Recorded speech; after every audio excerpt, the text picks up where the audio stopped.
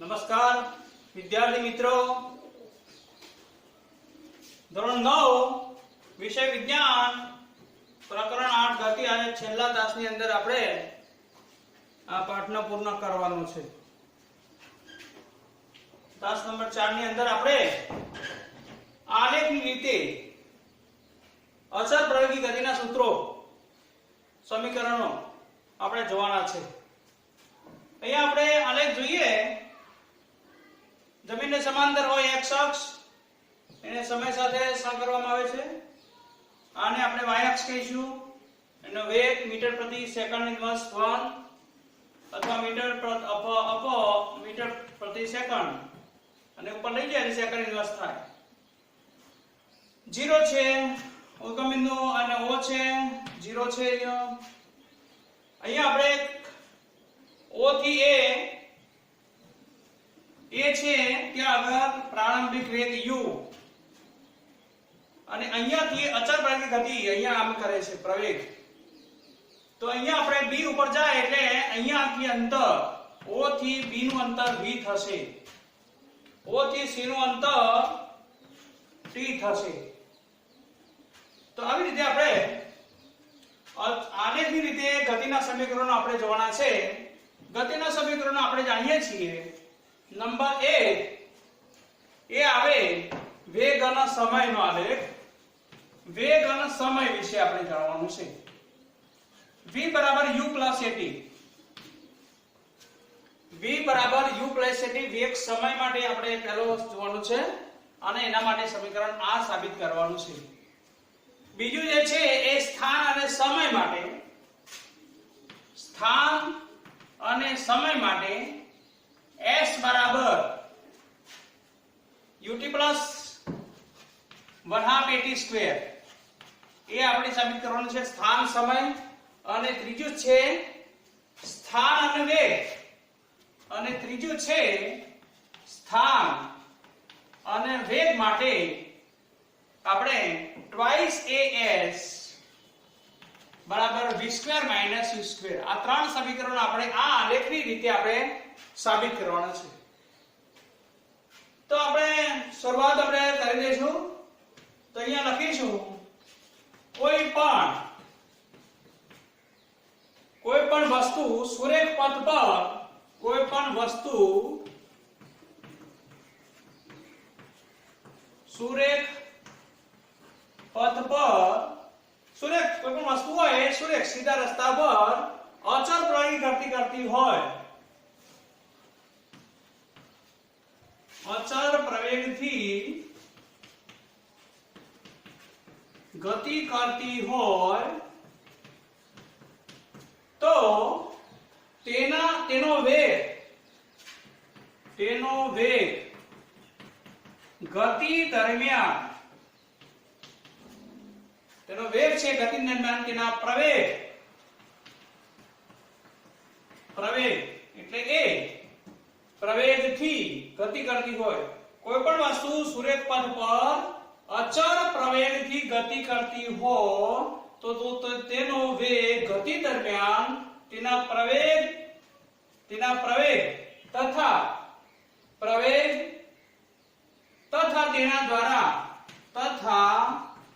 તેના દ્વારા નિશ્ચિત સમયગાળામાં કાપેલા અંતર વચ્ચેના સંબંધના સમીકરણો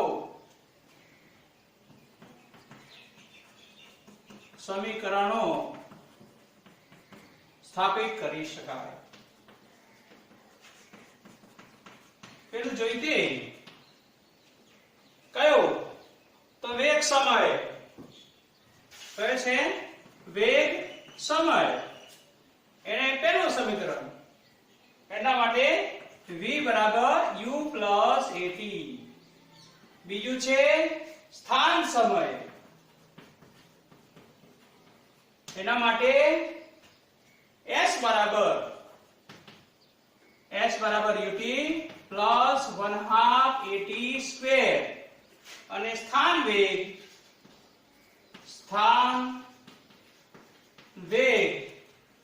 તો એના માટે આવશે twice as બરાબર v square minus u square, v નો વર્ગ માઈનસ u નો વર્ગ. તો આ બધી બાબતો આપણે પહેલું સાબિત કરીશું. તો પહેલા માટે આપણે પ્રવેગ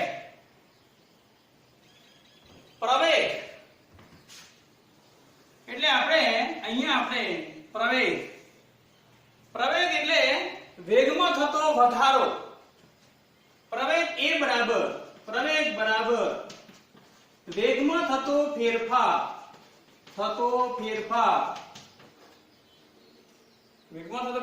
ભાગ્યા સમય. તો પ્રવેગ એટલે a બરાબર વેગમાં થતો ફેરફાર એટલે પ્રારંભિક વેગ માઈનસ વેગમાં થતો ફેરફાર એટલે bd. વેગમાં થતો ફેરફાર એટલે કેટલો? અહીંયાથી શરૂઆત થયો એટલે u એટલે 0. અહીંયાથી શરૂઆત એટલે bd જેટલો ફેરફાર થશે. વેગમાં થતો ફેરફાર એટલે a બરાબર bd ભાગ્યા સમય એટલે t. તો bd એટલે શું? તો bd બરાબર v થી d એટલે અહીંયાથી bd એટલે શું? તો bd એટલે અહીંયા આપણે લખીશું bd એટલે શું? તો અહીંયા આપણે કૌંસમાં લખીશું bd એટલે શું? તો bd નું અંતર એટલે d છે. bd એટલે bc નું જેટલું અંતર હોય. bc એટલે કોણ?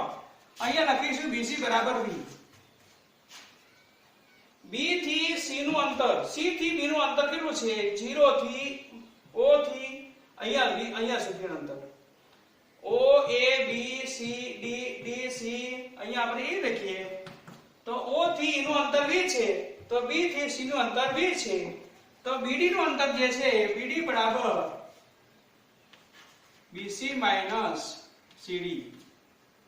તો bd બરાબર શું થાય? bd અહીંયાથી o થી c નું અંતર કે o થી v નું અંતર, o થી આ e નું અંતર કેટલું છે? v બરાબર અહીંયાથી અહીંયા અંતર v છે. તો bd એટલે શું? કે ટોટલ bc માંથી cd બાદ કરો. cd એટલે u. તો bc બરાબર bc એટલે v માઈનસ u. તો અહીંયા આપણે bd બરાબર લખીશું v માઈનસ u. તો વેગમાં થતો ફેરફાર a બરાબર v માઈનસ u ભાગ્યા સમયને આપણે જાણીએ છીએ t. તો આપણે વેગમાં થતો ફેરફાર ભાગ્યા સમય pd બરાબર a બરાબર v માઈનસ u ભાગ્યા t એટલે at બરાબર v માઈનસ u.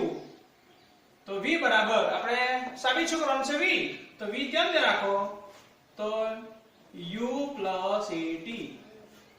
આપણું સમીકરણ 1 આવી ગયું જે આપણે સાબિત કરવાનું હતું.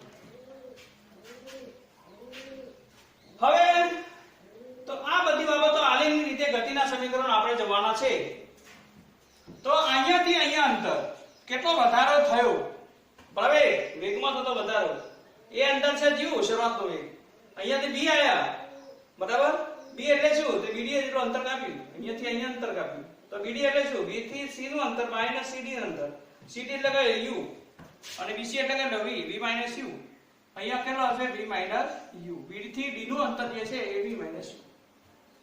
તો પહેલું સૂત્ર આપણે સાબિત કર્યું. હવે આપણે બીજું સાબિત કરવા જઈ રહ્યા છીએ અને એ છે સ્થાન સમય. કઈ છે? નંબર બીજો એરો લગાવી દઈએ. આ પહેલો એરો એટલે પહેલું સમીકરણ.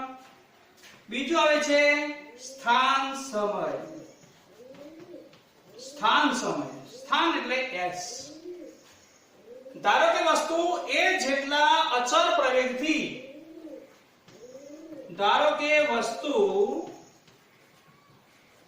વસ્તુ a જેટલા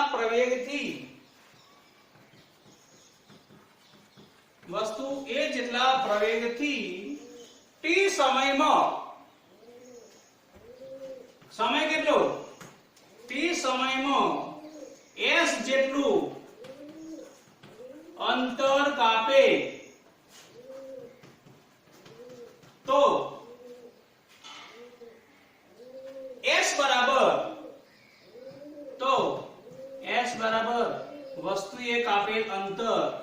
વસ્તુએ કાપેલ અંતર s બરાબર વસ્તુએ કાપેલ અંતર ધારો કે વસ્તુ એ જેટલા પ્રવેગથી ગતિ કરતું હોય તે સમયમાં o થી c એટલે t સમયમાં જો s જેટલું અંતર કાપે તો s એ વસ્તુ કાપેલું અંતર કહેવામાં આવે છે. તો s બરાબર શું? તો s એટલે આ બધું જે છે એ s આવે. કેટલું અંતર? વસ્તુ એ ખબર o થી a b c o a b c નું અંતર કહેવાય.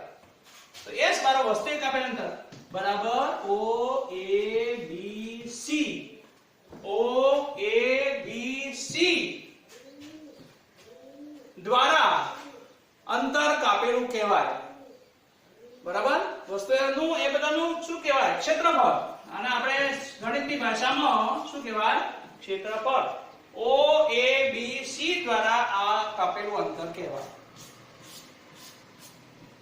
બરાબર? તો આવી રીતે હવે આપણે ક્ષેત્રફળ તો abc એટલે શું? તો ચતુષ્કોણ. હવે આનું ક્ષેત્રફળ શોધવું હોય તો આપણે ગણિતની ભાષામાં શું કહીએ? OADC નું ક્ષેત્રફળ વત્તા ત્રિકોણ OBD નું ક્ષેત્રફળ. તો અહીંયા આપણે લખીશું OADC નું ક્ષેત્રફળ છે વત્તા ત્રિકોણ ABD નું ક્ષેત્રફળ નું છે. ચલો OADC નું ક્ષેત્રફળ તો લંબચોરસનું ક્ષેત્રફળ શું? ચોરસનું ક્ષેત્રફળ લંબાઈ ગુણ્યા લંબાઈ, લંબચોરસનું લંબાઈ ગુણ્યા પહોળાઈ, OA ગુણ્યા OC વત્તા ત્રિકોણ ABD. ત્રિકોણ ABD એ 1/2 પાયો ગુણ્યા વેધ AD ગુણ્યા BD 1/2 AD ગુણ્યા BD. ચલો OA ગુણ્યા AC તો S બરાબર OA એટલે શું? U. OA એટલે શું? OA એટલે U. બરાબર? OA એટલે U ગુણ્યા OC એટલે T. તો T UT આનો આપણે શું લખીશું? UT થઈ ગયો U ગુણ્યા T વત્તા 1/2 AD એટલે કેટલો? T ગુણ્યા હવે BD એટલે શું? BD એટલે આપણે આગળ સાબિત કરીશું V U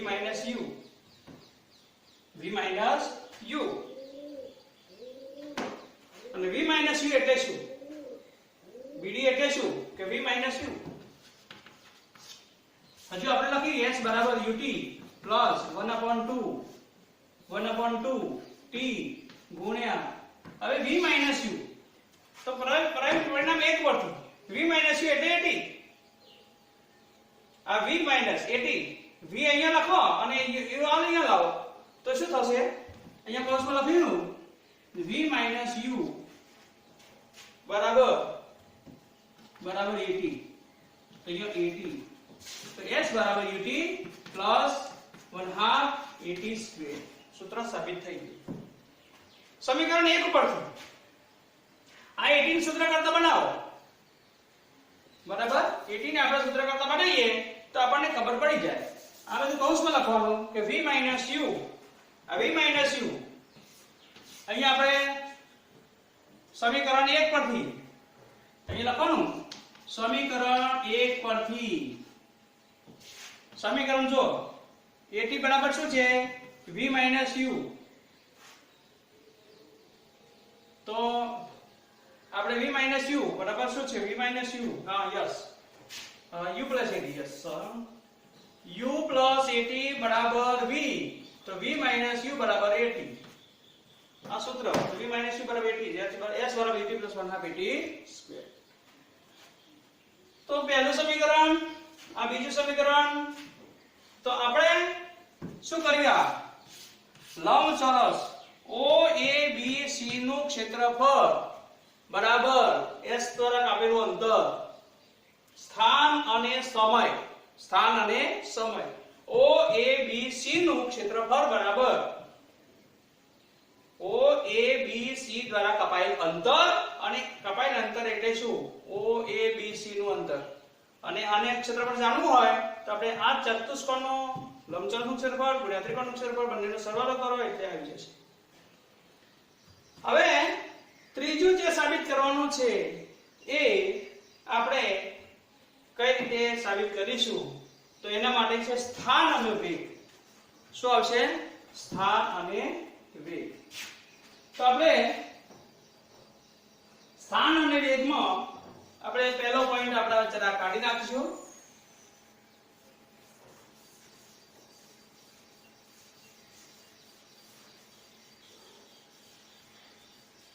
ત્રીજો પોઈન્ટ છે સ્થાન અને વેગ. તો સ્થાન ત્રીજો, ત્રણ એરા કરો. સ્થાન અને બીજું કઈ છે? સ્થાન અને વેગ. યાદ ના રહેતું હોય તો બીજો જો પ્રથમ સ્થાન વેગ છે ને, તો સ્થાન અને વેગ. સ્થાન અને વેગ. આની અંદર આપણે યાદ રાખીશું સ્થાન અને વેગમાં સ્થાન અને વેગ. અહીંયા વેગ છે, અહીંયા સ્થાન છે, આ બંનેનો આપણે જોવાનું છે. તો સ્થાન અને વેગમાં આપણે જાણીએ છીએ વેગ સમય. અહીંયા સમલંબ ચતુષ્કોણ આપણે જોવાનો છે કે OABC નું ક્ષેત્રફળ બરાબર OA વત્તા BC નું ક્ષેત્રફળ OA વત્તા BC ગુણ્યા OC ભાગ્યા 2. સમલંબ ચતુષ્કોણનું ક્ષેત્રફળ છે એનો સૂત્ર. આને આપણે અહીંયા આપણે કૌંસમાં લખી દીધું. અહીંયા લખ્યું સમલંબ ચતુષ્કોણ. પછી આપણે વેગ સ્થાન વેગની વાત કરીએ. સમલંબ ચતુષ્કોણની યાદ રાખીશું OABC નું ક્ષેત્રફળ. સમલંબ ચતુષ્કોણ OABC નું ક્ષેત્રફળ બરાબર OA વત્તા BC ગુણ્યા OC ભાગ્યા 2. ગણિતની ભાષામાં આટલું યાદ રાખશો તો આપણે સ્થાન વેગનો ઓટોમેટિક આવી જશે. તો આપણે વેગ સમય અહીંયા આપણે શબ્દરૂપી લખીશું. વેગ સમય આલેખ પરથી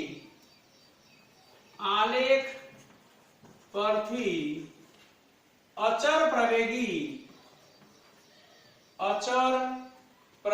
A દ્વારા t સમયમાં વેગ સમય આલેખ પરથી અચર પ્રવેગ A દ્વારા t સમય વસ્તુ દ્વારા એ સમયમાં વસ્તુ દ્વારા કપાયેલ અંતર પેલામાં શું હતું? ધારો કે વસ્તુ એ જેટલા પ્રવેગથી t સમયમાં જેટલું અંતર કાપે. અહીંયા શું છે? વેગ સમય આલેખ પરથી અચળ પ્રવેગ A દ્વારા t સમયમાં અચળ પ્રવેગ A દ્વારા t સમયમાં વસ્તુ દ્વારા કપાયેલ અંતર s વસ્તુએ કપાયેલ અંતર s બરાબર OA ગુણ્યા OA વત્તા OC OA વત્તા BC ગુણ્યા OC ભાગ્યા 2. આના ઉપરથી આપણે જોવાનું છે અને ઓટોમેટિક આવી જશે. S બરાબર OA O થી A એટલે શું આવશે? U વત્તા BC એટલે V ભાગ્યા 2 તો છે ગુણ્યા OC O થી C એટલે T. બરાબર. હવે આપણે સમીકરણ 1 માં જે છે સમીકરણ 3 નું સૂત્ર કરતા બનાવો. સમીકરણ 1 માં 3 ને સૂત્ર કરતા બનાવો. બરાબર. સમીકરણ 1 ને સમીકરણ 1 શું છે? u + at બરાબર v. આમાં t ને સૂત્ર કરતા બનાવો તો at બરાબર v - u, t બરાબર v - u ભાગ્યા a. તો આ t તો s બરાબર સમીકરણ 1 માં t ને સૂત્ર કરતા બનાવો અને t ની કિંમત મૂકી દેવો. s બરાબર આ u + v લખો કે v + u લખો સરખું થાય. v + u ભાગ્યા 2 અને t એટલે v - u. તો s બરાબર v + u અને v - u. a² - b² a + b ને - b પૂર્ણાંક તફાવતની રીત બહુપદીમાં આપણે ભણી ચૂક્યા. v + u અને v - b અને બાકી રહ્યું v - u ભાગ્યા a. v - u ભાગ્યા a. તો અહીંયા આપણે v² - u² twice a. twice a અહીંયા લાવો તો twice as બરાબર v² - u². સૂત્ર આવી ગયું. બહુ સહેલામાં સહેલું છે. સ્થાન અને વેગ. બરાબર. તો આપણે પ્રથમ જોયું ખાલી આટલું જ જોવાનું છે, બીડી જોવાનું છે. બરાબર. a બરાબર v - u ભાગ્યા t, at બરાબર v બરાબર u + at. બીજું જોયું સ્થાન અને સમય માટે સમલંબ ચતુષ્કોણ નહીં, ખાલી લંબચોરસનું ક્ષેત્રફળ. સમલંબ ચતુષ્કોણનું ક્ષેત્રફળ આપણે બે ત્રિકોણો, એક ત્રિકોણ અને લંબચોરસનું બંનેનો સરવાળો કરીને કર્યું એટલે s આવ્યું. અને ત્રીજું સૂત્ર જે છે સ્થાન અને વેગ, એમાં આપણે સમલંબ ચતુષ્કોણને યાદ રાખવાનું. એટલે સમલંબ ચતુષ્કોણ એટલે આ બંનેનો સરવાળો OA + BC નું OA + BC ગુણ્યા OC ભાગ્યા 2 એટલે સમલંબ ચતુષ્કોણનું ક્ષેત્રફળ આવશે. અહીંયા આપણે OABC નું ક્ષેત્રફળ બરાબર સમલંબ ચતુષ્કોણનું ક્ષેત્રફળ જ છે આ ગણિતની ભાષામાં. તો આવી રીતે બહુ સરળમાંની સરળ છે, બહુ લાંબુ છે અને આ મોસ્ટ IMP છે. મોસ્ટ IMP પરીક્ષામાં ખાસ પૂછાશે અને આગળ પણ તમારો છેડો છોડશે નહીં. અચળ પ્રયોગી ગતિના સૂત્રો આગળ તો આવવાના જ છે. એટલે એના કરતા અત્યારથી જ આપણે આને બરાબર તૈયાર કરી દેવાનું. બહુ સહેલામાં સહેલું છે. આ યાદ રહેશે એટલે બધું આ આલેખ આવી ગયો એટલે બધું આવી ગયું. બરાબર. નેક્સ્ટ છેલ્લો પોઈન્ટ આપણે અને આજે આ ચેપ્ટર આપણે પૂરું કરીશું. તો અચળ પ્રયોગી ગતિના સૂત્રો આપણે v બરાબર u + at, v બરાબર u + at, s બરાબર u + 1/2 ad² અને ત્રીજું છે v² - u² બરાબર twice as. twice as બરાબર v² - u². આ ત્રણ સૂત્રો જે છે 1 2 અને 3 આ ત્રણ સૂત્રો આપણા મગજમાં આવી જવાય છે. જો દાખલાઓમાં પણ આપણે અનુકૂળ આવશે. દાખલાઓ પણ કરવાના છે, ઉદાહરણો તમારે જોઈ લેવાના. છેલ્લો પોઈન્ટ જે છે એ આપણે હવે જોઈશું વર્તુળમય ગતિ. તો વર્તુળમય ગતિની અંદર આપણે જાણીએ છીએ કે વર્તુળમય ગતિમાં એથ્લેટ દોડતો હોય તો સીધો દોડતો હોય 100 મીટર અંતર હોય તો સીધું અંતર હોય છે. 200 મીટર હોય તો આપણે ગોળ ટ્રેક કરીએ છીએ. 400 મીટર હોય તો ગોળ ટ્રેક કરીએ છીએ. 400 મીટર નો હોય તો આપણે 200 મીટર નો ગોળ ટ્રેક કરીએ છીએ. નહીતર તકલીફ પડે. આવી રીતે લંબચોરસ હોય અહીંયાથી શરૂઆત કર્યું O A B C તો કેટલી વખત એને ટર્ન લેવું પડે? અહીંયા ટર્ન લેવો પડશે, અહીંયા ટર્ન લેવો પડશે, અહીંયા ટર્ન લેવો પડશે, અહીંયા 4 વખત ટર્ન લેવો પડશે. તો આપણે નિયમિત વર્તુળમય ગતિની અંદર આપણે જોઈએ તો આપણે જાણવા મળશે નિયમિત વર્તુળમય ગતિ. છેલ્લો પોઈન્ટ છે નિયમિત વર્તુળમય ગતિ. નિયમિત વર્તુળમય ગતિની અંદર આપણે આવી રીતે 4 વખત ટર્ન લેવા પડશે. જો ષટકોણ હોય તો કેટલા વખત અહીંયા એટલે શરૂઆત થાય તો અહીંયા ટર્ન લેવો પડે 2 3 4 5 અને 6 વખત ટર્ન લેવો પડશે અષ્ટકોણ હોય અષ્ટકોણ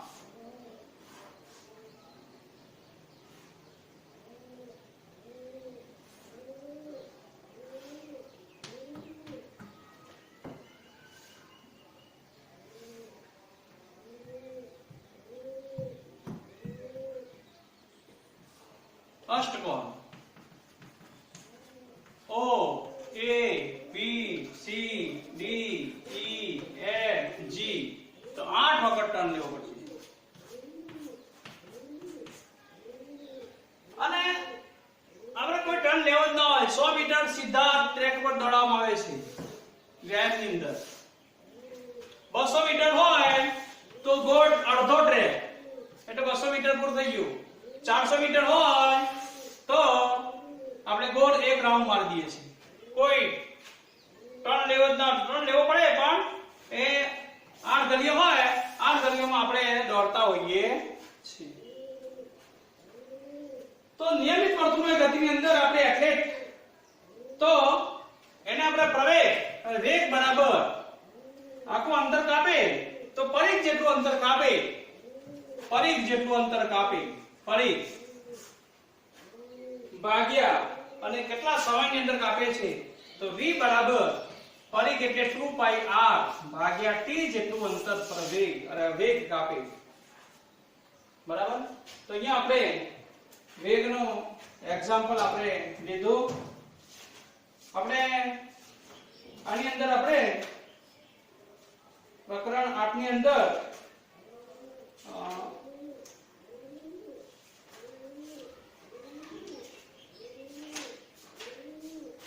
નિયમિત વર્તુળમાં ગતિમાનનો v બરાબર 2 પાઈ r ભાગ્યા t